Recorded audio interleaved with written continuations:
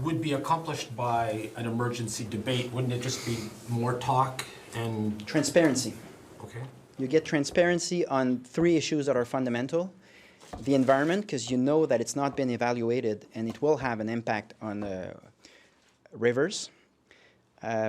Financial situation, public funds that have been invested. The Premier doesn't want to answer the questions in the Salon Rouge. We'll get the answer somehow through that emergency debate. And then what do we do in terms of energy? Because we've granted a lot of energy to Northvolt, but if it's not going to happen, we have companies in Quebec saying we're stuck. We can't do anything. We can't move forward because we don't have the electricity. Please give it to us. I think the Liberal Party did something wrong by saying we'll not look at the contract. We'll just say we pull the plug and take the energy. Business is not conducted like that. If you want a safe and reliable business environment in Quebec, you need to respect your obligations. But we need to look it up at least, and there's no transparency so far, so we'll get transparency in that process. So you wouldn't be pulling the plug now until you got all the information on the table, is that what you're saying? Of course. And it would be a possibility. Just basic due diligence. Do you have it's any a possibility, but it's based on what's been agreed upon. And you have to look it up. You can't just say, when we're not happy anymore, we don't look at the contracts and we just do what we want. Nobody's going to invest in Quebec if you think and behave like that.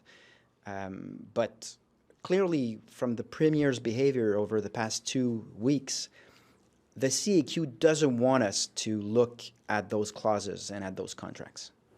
Most likely because it's been done on the corner of the table, on the back end of a napkin. What would be the losses, though, if that happened? Sorry? If we got out, what would be the losses? Well, right now we're trying to mitigate the losses. So there will be losses if Northvolt declares bankruptcy because we've invested already. And I'm afraid that those monies have not been secured from in the contract itself.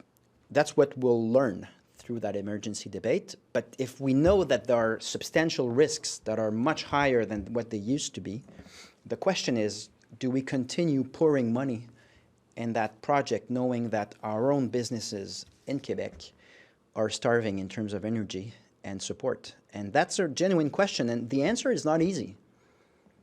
But the basic principle is that you need transparency, you need the information to think about it, and we want the transparency on that.